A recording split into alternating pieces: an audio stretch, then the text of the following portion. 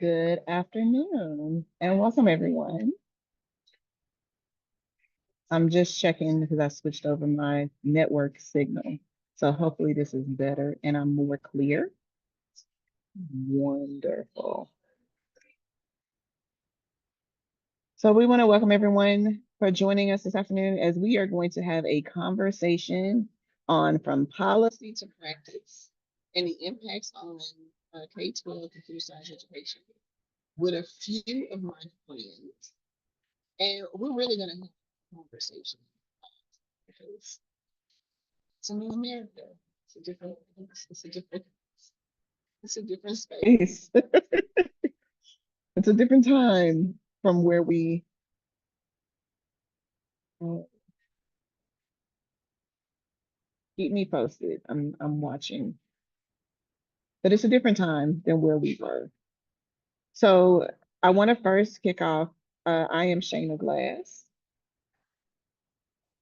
Let's see. I am Shayna Glass, and I am the Director of Education at CSTA, which is the Computer Science Teachers Association. And I also support uh, educators in our educator-driven, or in some can say teacher-led policy committee here at CSTA. And I am joined by a few friends of mine who serve on that committee, who are actually I'm going to turn over for the first question of introduce yourselves. Tell us where you're from and what your role is and how you currently impact policy where you are. So I'm going to turn it over to Janice, you're first in my window, and then you can pass the torch. Okay, thanks, Shayna. My name's Janice Mack, and I am currently at Arizona State University. And previous to this, I was a State Board of Education member in the state of Arizona for 5.5 years. And so that really inspired me or ignited my interest and I guess passion to really delve into policy, particularly in computer science education. So I currently now look at computer science education policy from a research lens, and I have a grant that is around computer science education state supervisors and looking at policy enactment from a systems level. And I'll pass it over to whoever's next on my list, which is Alexis. Hi, I'm Alexis Cobo.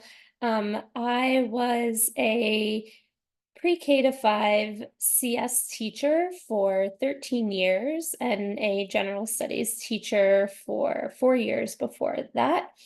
I am in South Florida, and I currently have transitioned from the classroom to a researcher at CS for All. And so I approach policy also like Janice from a systems level perspective and supporting the work through using our SCRIPT program, which is a strategic planning initiative to help districts take a look at how they will prioritize implementing CS, be it through standards, be it through curriculum, be it through teacher professional development.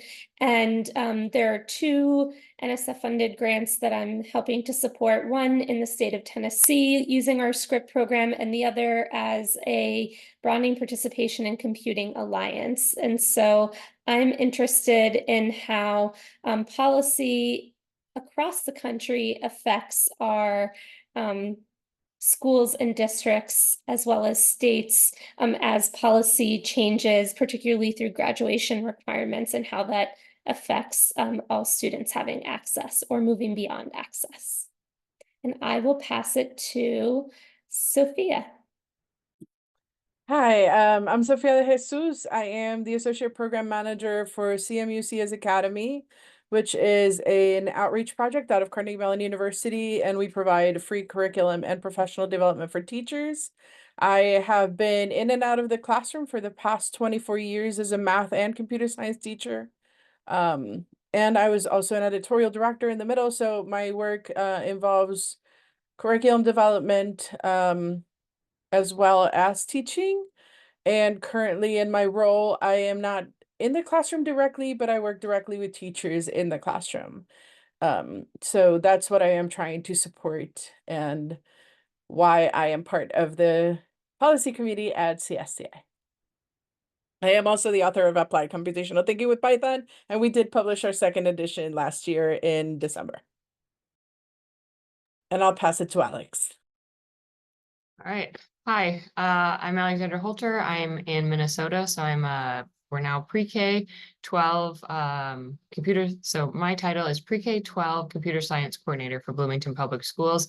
I also oversee RCT programming. So that's what I do for the school I work at. I also serve on our CS for All Minnesota's policy working group, and through that we've tried to push legislation through the past. This will be our third year. Third year I've been involved. The group's been active a little longer than that. I was served on the state's computer science education strategic writing group. So we created recommendations for the state and for the legislature on how to grow and enhance computer science in Minnesota. It might be working. We moved from 50th to 48th, according to the code.org report. So we're very excited about that movement. And we did get our first legislation passed not last year, but the year before. So. Well, you see, we have quite a few experts in this space that come from all over the country and are directly impacting K-12 pre-K, or as you say, pre-K-12 computer science education. I'm going to throw this first question at you all.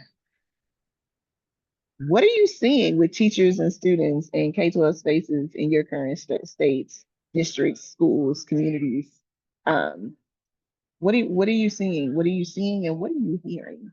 And it's a weird question because it's a weird day, right? It's Tuesday. It's a different Tuesday than, say, when we first planned this conversation. So what are you seeing? What are you hearing? What's going on in your neck of the woods? And please share where that neck of the woods is.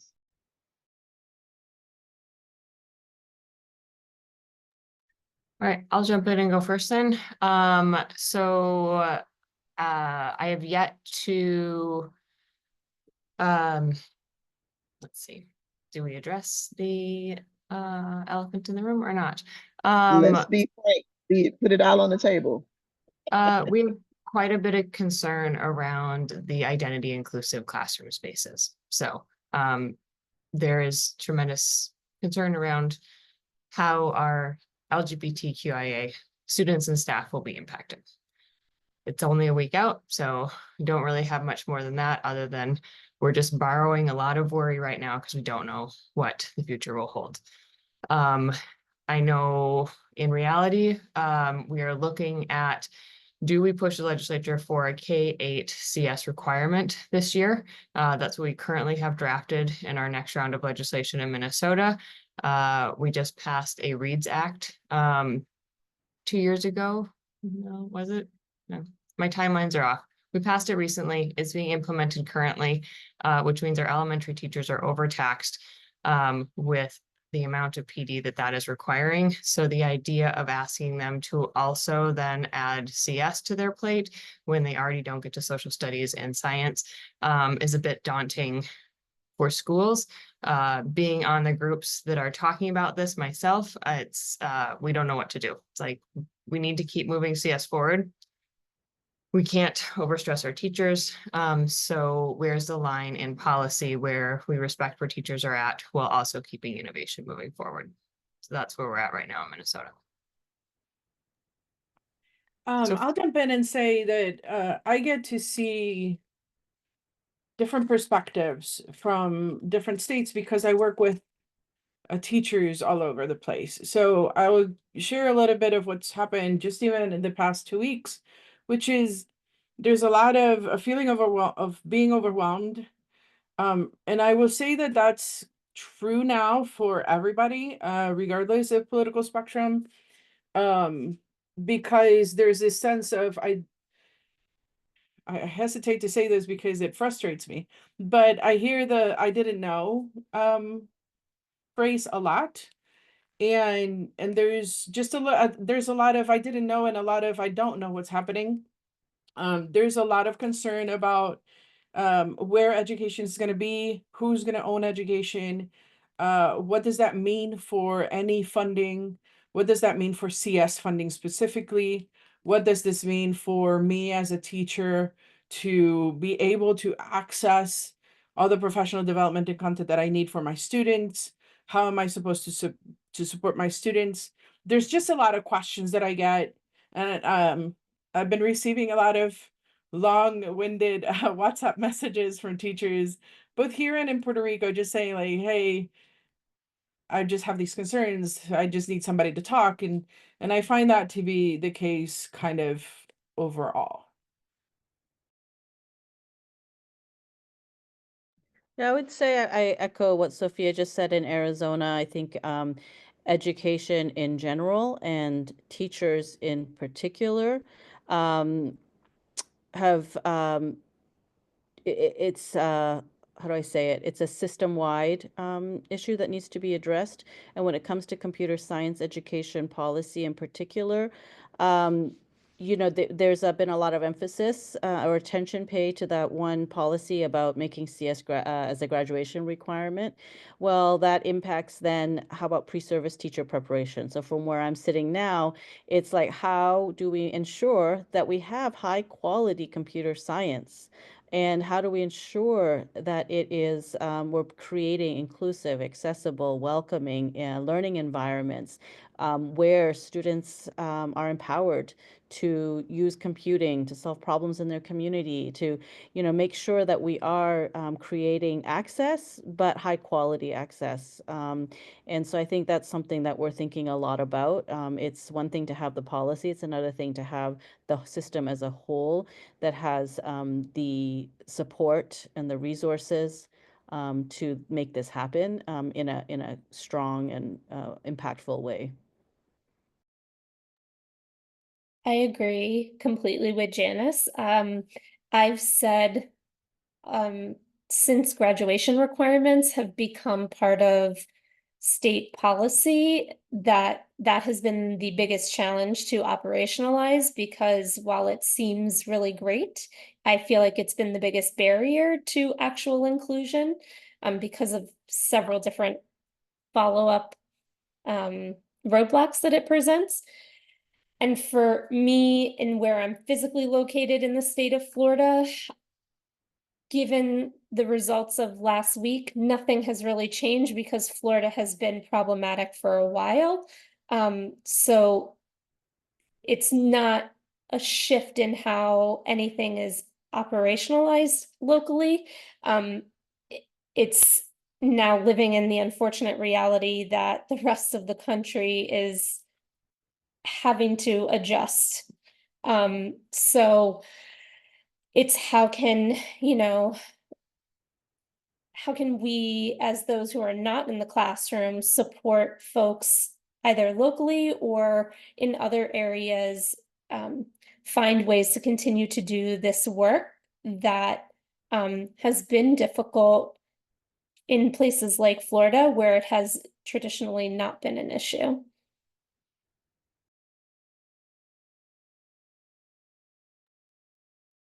Thank you for that.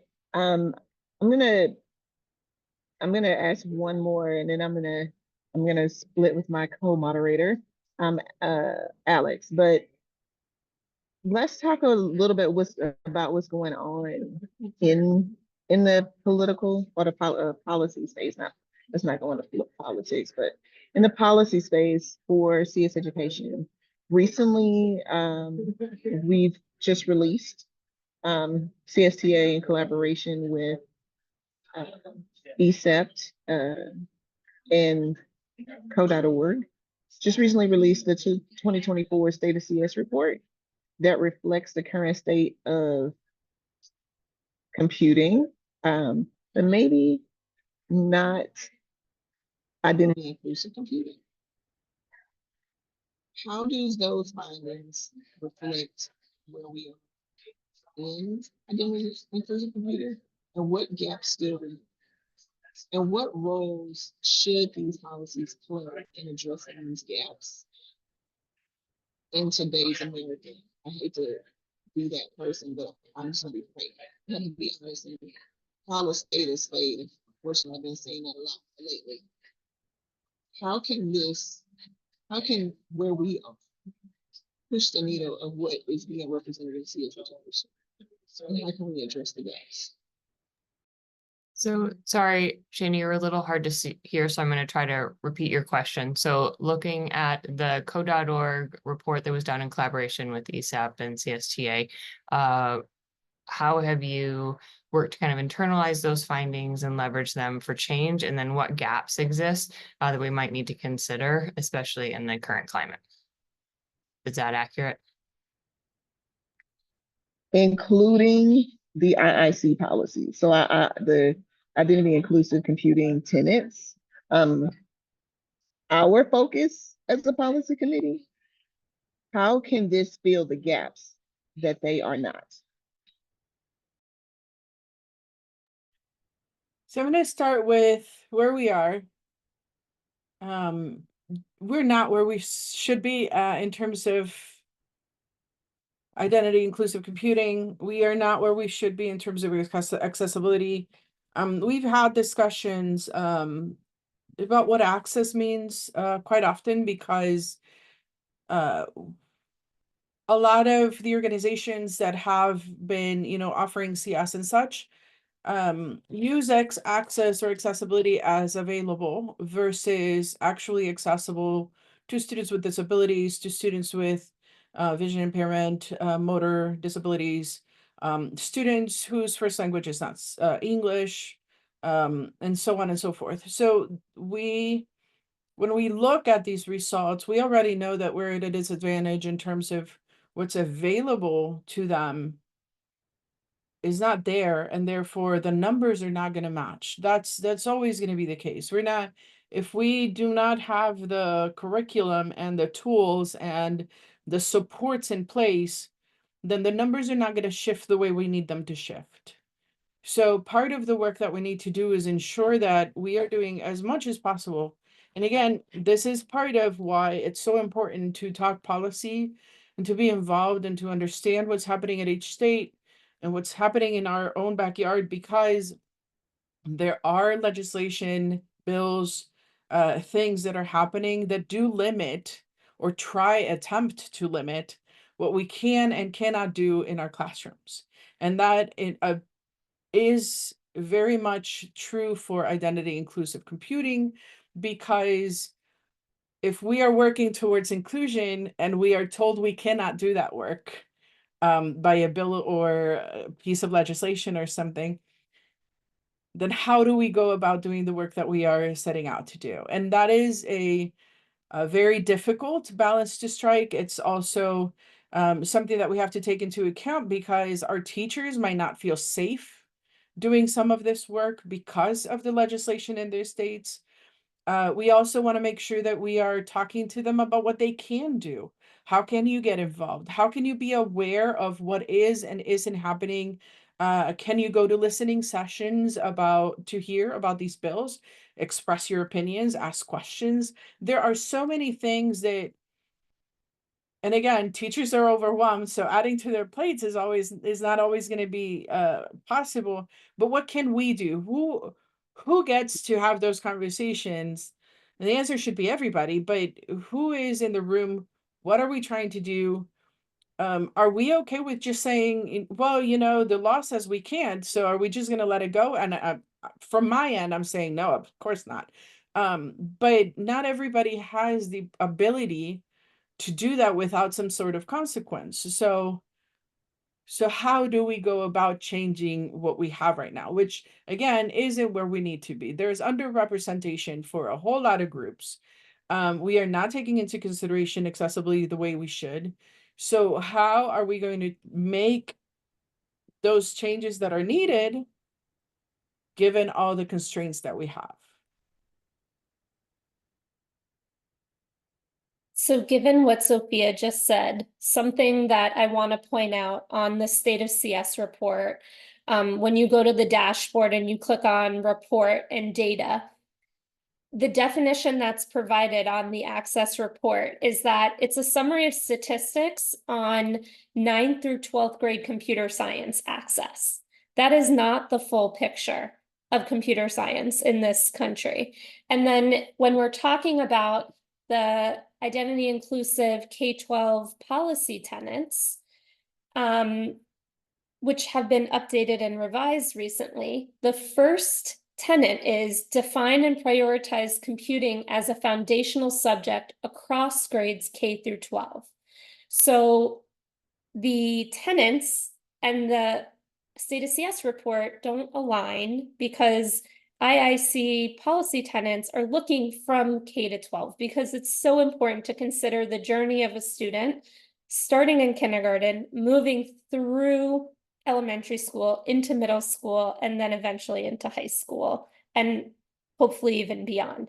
When the State of CS report is only looking at the journey from 9th through 12th grade, it's really difficult to get an actual representation of what the state of CS really is, especially when they're describing foundational computing courses. What does a foundational computing course mean in each state? Looks very different.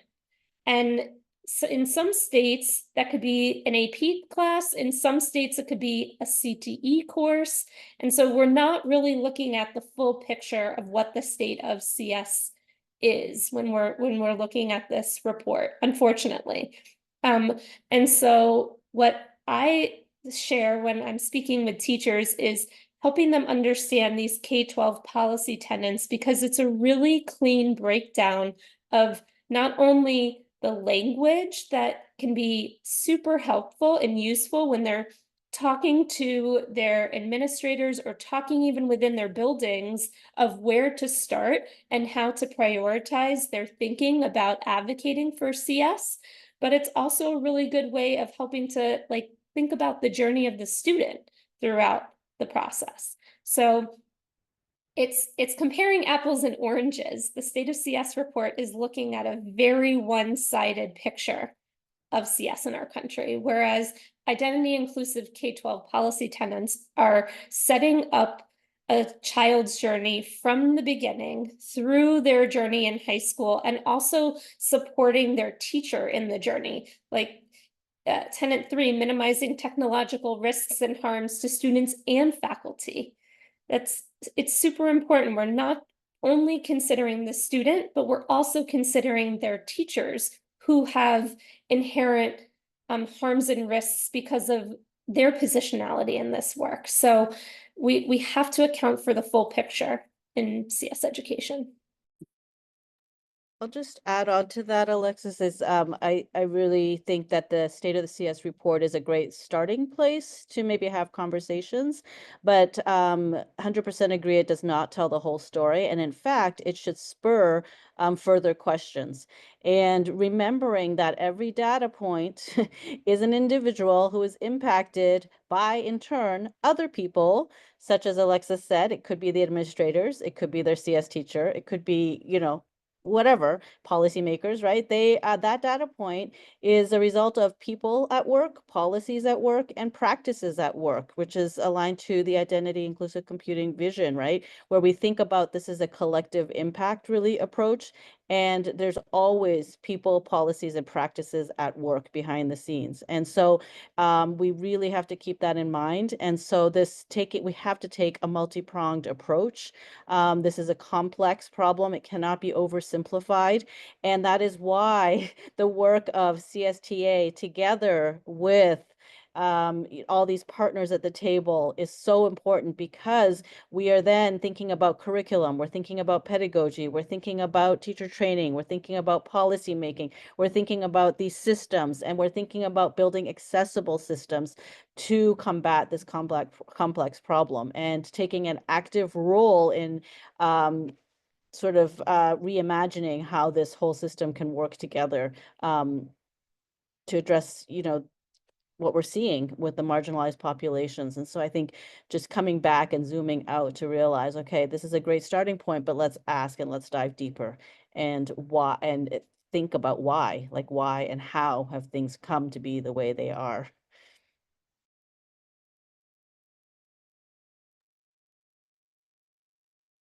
All right. Thank you for framing that and grounding us with this, with the State of CS report. So now let's try to pull that apart a little bit. And could you please speak to what K-12 CS impacting policies are you most concerned about currently? And if you could expand on the why. So I think I shared about this a little bit already. I'm most concerned about graduation requirement policies for many reasons.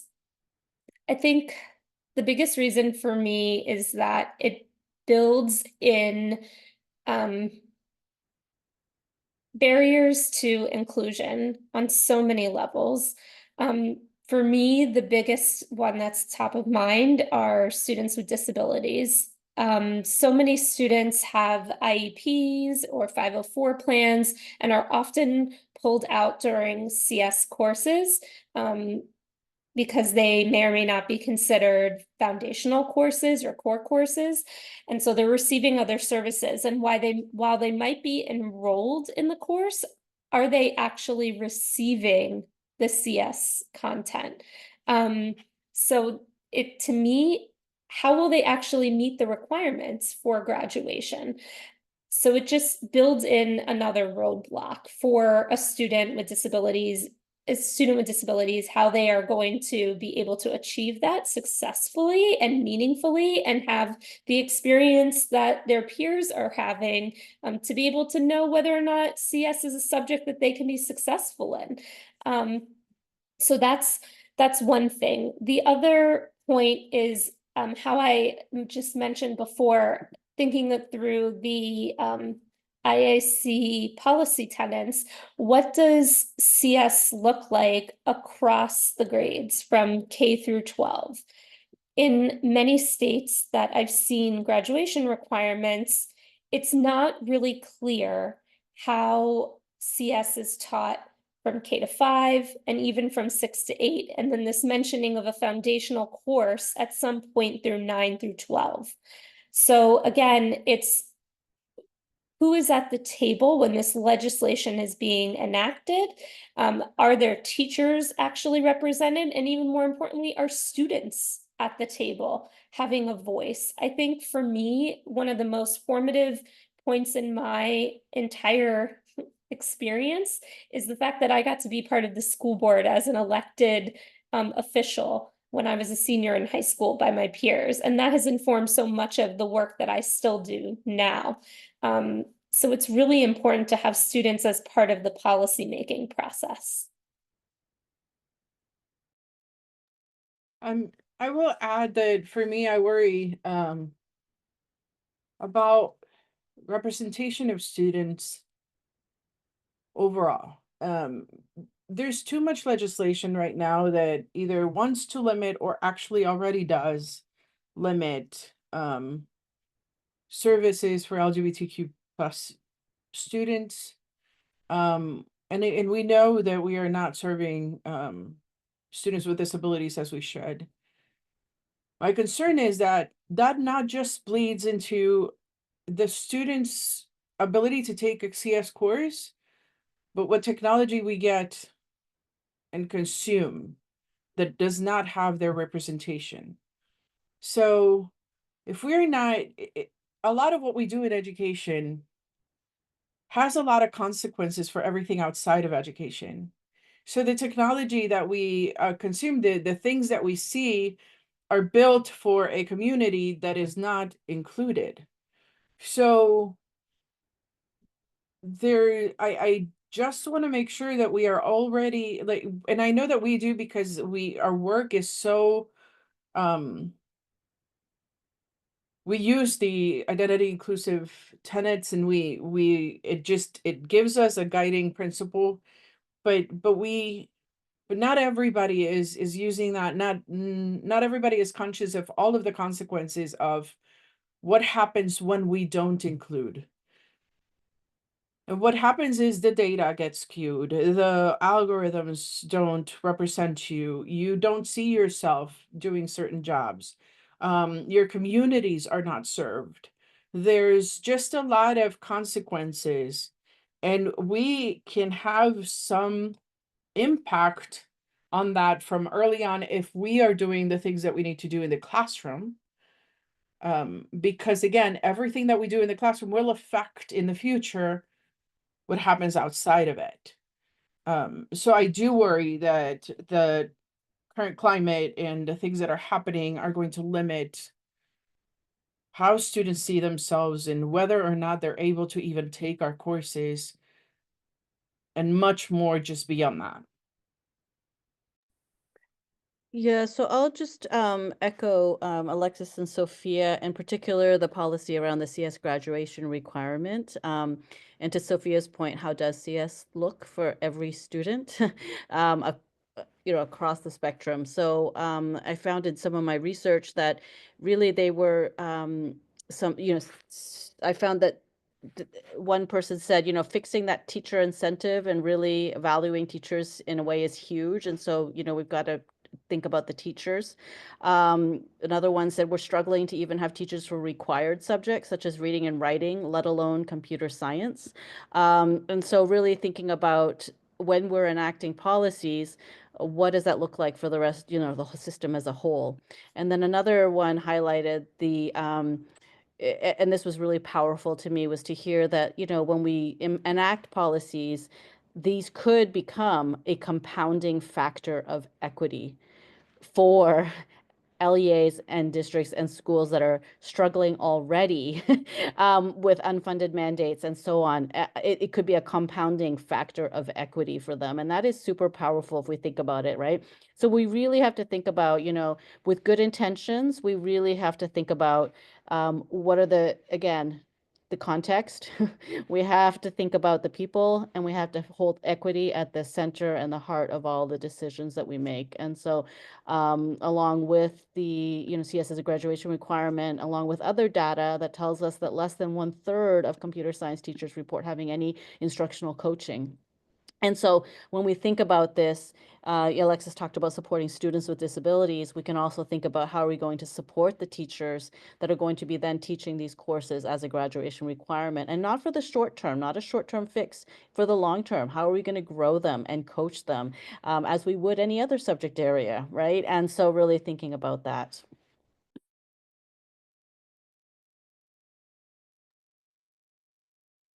Yeah, thank you. You touched on so many of the things that we're circling around in Minnesota right now. We're trying to build that framework, keeping equity in mind, and just every point is like, yep, how do we do that? How do we not have these unintended consequences of promoting inequities? Like, how do we do that at the forefront?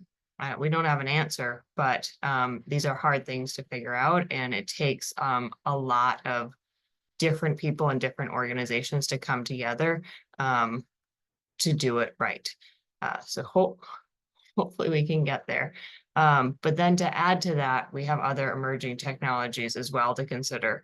So given that we have national AI policies for K-12 education that are or aren't aligned to the AiiCE policies, how do these align with identity inclusive computing? And what are the implications for the future of CS education? So considering AI, CS, what's the future look like? This is a difficult kind of thing for me because I am, if anybody follows me on social media, they'll see that I'm like very anti many things. And AI is one of those things.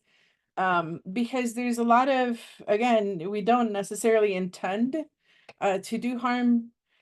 I hope nobody intends to do harm. But the thing about AI is that we know that there is some biases there. We know that there's a lot of things that need to be considered before it's even used. We know that teachers will need training for this. We know that we don't have nearly enough experts to be training teachers.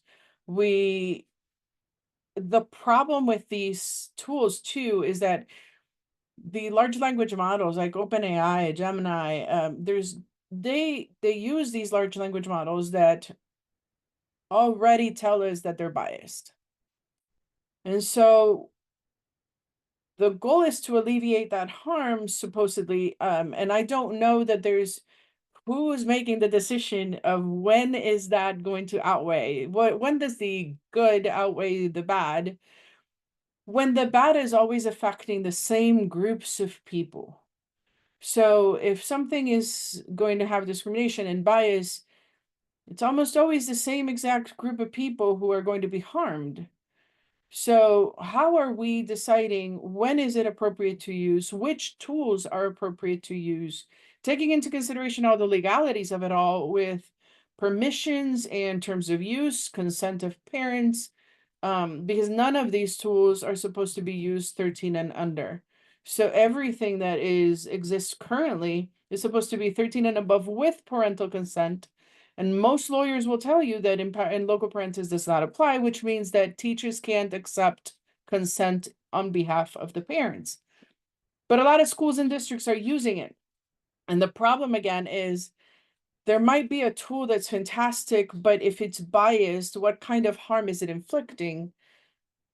And most of the time it's going to be harm about an underrepresented group, an LGBTQ plus issue, how things are portrayed in an image. And again, these policies affect how teachers, all the things that teachers have to do in the classroom. So if they're being told that they need to use AI, then that's also things that they need to study about, understand, figure out how to best use in the classroom. And I just don't know that there's a good outcome right now with all of the different policies that are coming down, and that they're so different because every state has their own take on this is great, this is not great. And again, most of the people who are making those decisions are not people who actually know how to play with these algorithms. They're just people who have played with the algorithms, with the actual tools, sorry, not the algorithms. And I don't have answers, I will say that. I also don't have answers, so I'll just lead with that. But I'll just say last week was really interesting. After Tuesday, I had two summits. So the following Wednesday, I had a summit. It was the STEM Inclusion Summit. And then the following day, I attended a summit at ASU on principled innovation, and it's really it was very healing to use Shayna's word, to really be in this space where we can collectively, none of us individually have the answers, but to be in this space to discuss collectively how we can keep our humanity at the center of all of this work that we're doing. And so in the middle of this sea change that's impacting every level of society, how do we center the humanity, all of our humanity? And so I think this quote really says it well. It's from Fei Li, who's a computer scientist. She says, "I believe our civilization stands on the cusp of a technological revolution with the power to reshape life as we know it. To ignore the millennia of human struggle that serves as our society's foundation, however, to merely, quote, quote, disrupt with the blitheness that has accompanied so much of this century's innovation would be an intolerable mistake. This revolution must build on that foundation faithfully, and it must respect the collective dignity for a global community." And so I just really think those are beautiful words, and I really think that that's what we're after: this collective dignity, a global community. It's everyone. And so I have friends actually in Uganda, and there's work going on there with AI, but around building language models in the top five, languages in Africa. And so I really think I'm part of this like global conversation. And so they're maintaining that and not selling, selling it out right now. So it's like really thinking about at the global level what's happening. It's beyond any of us, really. And I also think just some questions to keep in mind is like, what systems are we designing for? What do we want our young children to grow up as?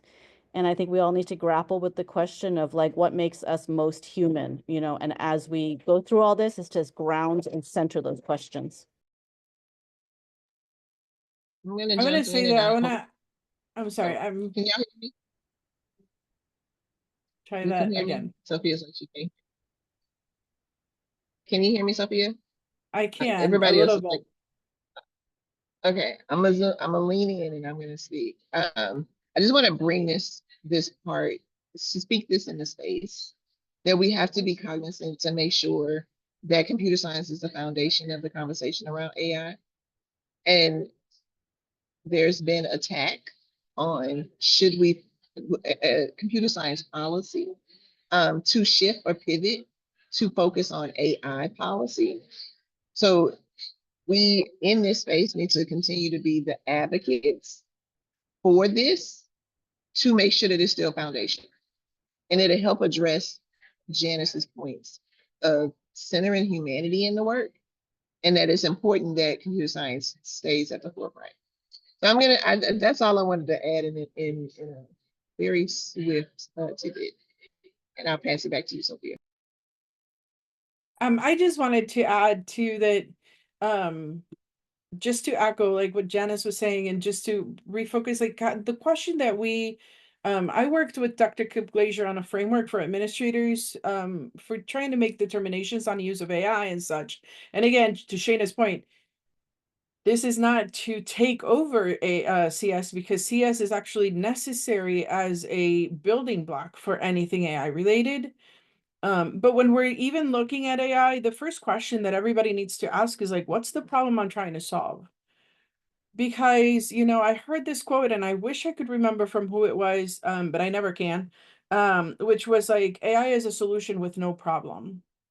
And that's a really good kind of focus point for me, which is, you know, I need to first identify what my problem is before I try to tack on a whole bunch of tools to try to see what they can help me with. So there's a good way to say like, okay, so this is what I'm trying to solve. Maybe I have a multilingual learner. I don't know their language. They need support due to cognitive load and ability to learn in my computer science classroom. So maybe that's something, a tool that I can find to support that student. But a one size fits all kind of everybody have at it is just not the right thing. But I don't think that it's the right thing for anything we do. So when we look at these tools, we need to make sure that we are understanding the why I'm looking at the tools instead of trying to just retrofit everything to make it work. Because you know everything needs to move at a certain speed. And again, just to reiterate, AI, you know, there's a lot of discussion about whether it's AI literacy that we need to be focused on, or whether it is the use of AI tools in classrooms. But I think that it's a little bit of both. But once you have some computer science background, because you have to understand what is it that these algorithms do and how is it that they're impacting us and all of that. And to be able to do that, you first need to understand some computer science. I wanted to add real quickly before we transition maybe to something else, two things. One is that there is no formal policy on AI in K-12. So I just wanted to put that out there. But there is a really great toolkit from the Office of Educational Technology that I can drop a link to that has really great guidance for K-12 folks. But keep in mind, that's from the Office of Educational Technology. So framing it from that perspective. The other point that I wanted to make is there was a recent article in the Communications of CACM, which might not be as relevant to K-12 people, but I 10 out of 10 recommend because it's by Dr. Shuchi Grover, who I love all things that she writes. But her position on the article is how computational thinking is needed more than ever right now in the age of AI and large language models. And so I think it's super important for, at least from my perspective, as a former pre-K to 5 teacher, starting to teach computational thinking by like naming the 4 steps of computational thinking, even as young as pre-K, teaching them what abstraction meant, what pattern recognition, decomposition, using all of those terms with pre-K and kindergartners, all the way through 5th grade. If you have a moment to find Shuchi's article or just follow her on social media, you will have link to that post. Computational thinking is so necessary to understanding all of these nuances. And as Shayna was saying, it's foundational to CS. And I know that, and I'm surprised Shayna didn't give this plug, but CSTA is going through the revising of the CSTA standards, which will include AI as part of it. So yeah, more to come on AI as part of CS.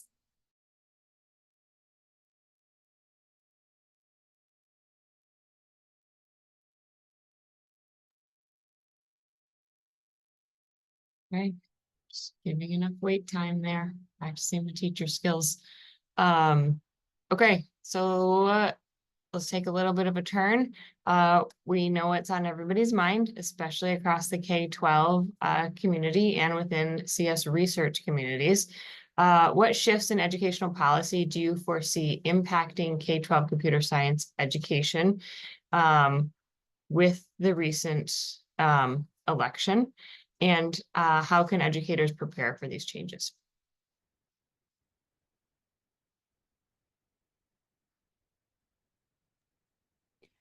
I mean, I don't know, and that's a part that I think I can say I just don't know what's going to happen next, because what's going to happen at the federal level will absolutely affect what happens at state levels, and I don't have a good grasp on what that is yet. So I will say that outright because I'm worried, very worried about the conversation that's happening in terms of education and the Department of Education and how that's going to affect everything, including all the new initiatives in technology. Which funding is going to be available? What offices are going to be there still to help support this kind of work? I don't know.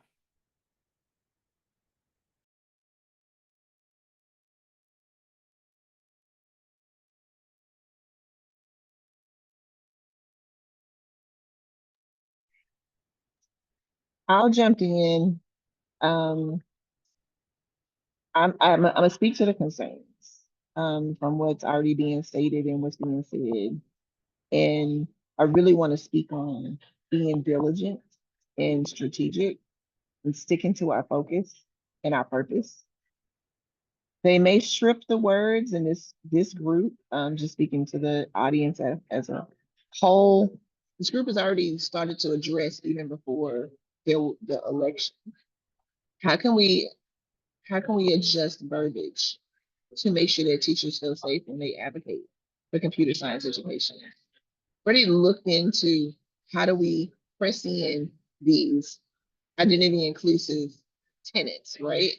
Policy tenets. How do we be inclusive?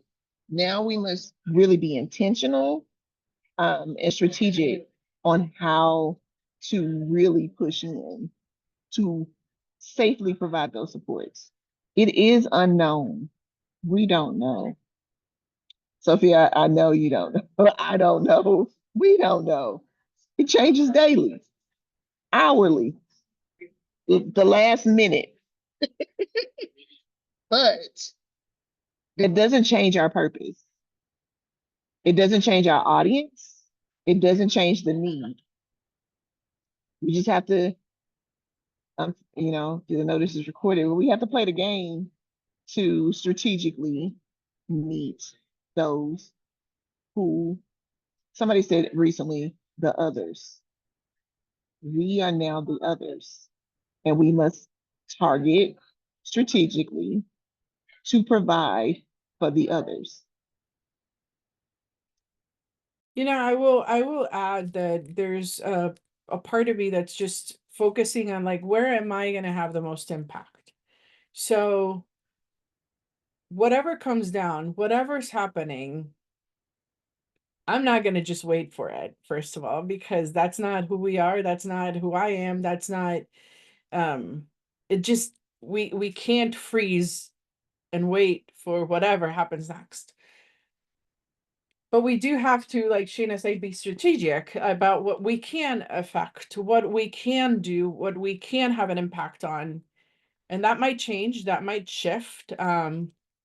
There might be some areas that we can impact a whole lot more than others. And we should focus on things that we can absolutely change for as many as we possibly can. What I do want to make sure that I include is that for me personally, that it will never be something such as like, well, I can work on these group of students, we're going to be able to serve that group of students, we can't, and I'm going to focus on this group of students. Like that's what always happens. That's what always usually happens, where the achievement gaps continue to grow because we over focus on what we can do, or the things that we're allowed to do. Or so for me, it's never going to be that. It's going to be, how can I affect the most amount of change, but that's going to affect every student in the classroom, so that we can absolutely increase it. Because even if I can't use the words, my focus is on identity inclusive computing. So how am I going to do that work is where the questions are. It's not whether I'm going to do that work, it's how I'm going to do that work that might shift.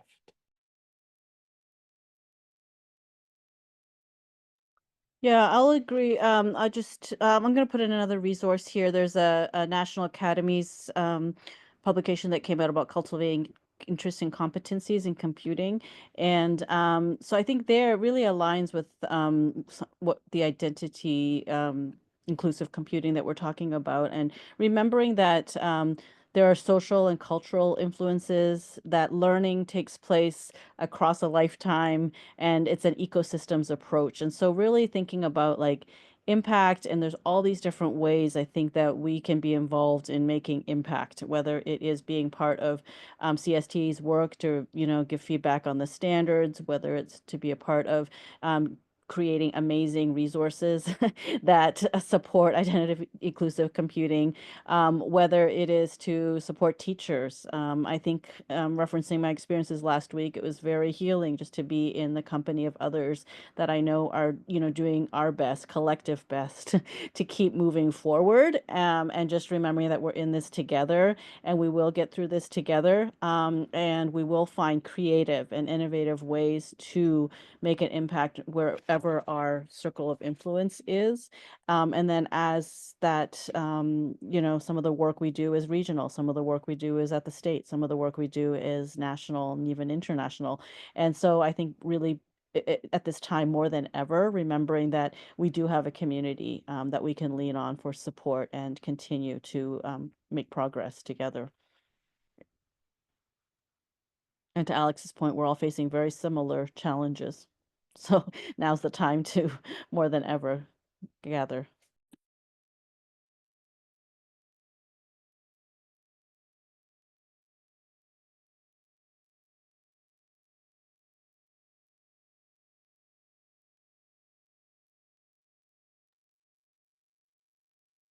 Okay. Shana, do you want to wrap us up here, or do you want me to ask another question? You can close us out with the last question. Okay. All right. So last one. Given that everybody's in the same boat, how can K-12 educators effectively and safely, right? Because it's not a if we do the work, it's how. Thank you, Sophia. How can we help them advocate for stronger computer science programs within their schools and communities?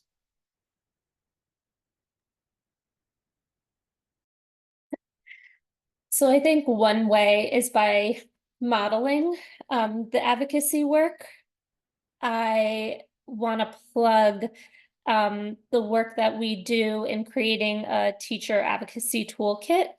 And if you are not a chapter leader, but have the opportunity to attend some of the professional learning series from CSTA, then you get to see some of this toolkit action in practice. But reaching out to us in the policy committee, that is our function, to be there to help you. And then also finding your CSTA chapter. Every chapter has a chapter advocacy lead that should be able to provide you with some of these resources as to how you can advocate or navigate the policy landscape in your area. And I think also, just speaking for me personally, if you have the ability, like I do, to leverage your own position of privilege and power to speak up for those who can't or shouldn't be the ones speaking up, I think it's really important, especially given the times that we're in right now, to be doing that work on behalf of others is really necessary and needed. So I would just encourage you, if you are able to be doing some of that work right now. I would also recommend when we talk about CS, a lot of the times we only talk about like future work or opportunities in terms of money or positions for students. And I think that we need to focus more on the, like, why is it so important and what does CS give us? Because it's a really important piece of students being able to critically assess things, to learn how to tackle problems. The critical thinking piece of education was lost a while back when we included, for a lot of, a chunk of it was included in mathematics and it was removed with the advent of calculators. And CS actually provides us with a way to bring back a lot of that logic processing that is so critical.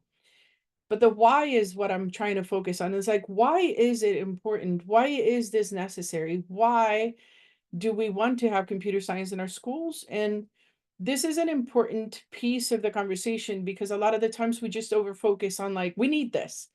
We need this, we need this, we need this. This is cool, this is great, this is fantastic. But why? And that conversation is really going to help us make more be more successful with administrators, with districts, and so on, because we want to be able to justify the importance, and it is critical and important because everything around us is affected by computer science. But we want to make sure that we are giving that message and getting that message across to the right people. Thank you. I think that's a perfect way to end. So CS is foundational and we want to support people in getting that word out there. Just like Alexis said, call out to those CSTA policy advocates if you need help. I am one in Minnesota and I'm happy to support our teachers here in finding ways that are appropriate levels of advocacy based on your comfort. So happy to help you there. Even if you're not in Minnesota, I'll still help. Now I'm going to pass it over to Shayna. Yeah, let's give a wonderful round of applause and thank you to all of our panelists, to Sophia, Alexis, Alexandra, and Janice. Really thank you to the audience attending. We really appreciate you joining us in this conversation. I kept an eye on any Q&A and nothing came through. But if you need to contact or communicate with any of us, feel free and do not hesitate. We are located on the CSTA website under policy, for you to communicate with us. And this group, AiiCE, is able to, if you have any questions, they're able to connect with us to get anything that you may need. We are right at time. We have 60 seconds remaining. Again, thank you all for joining and have a wonderful afternoon wherever you are, or evening, depending on your location. And AiiCE, thank you so much for hosting us.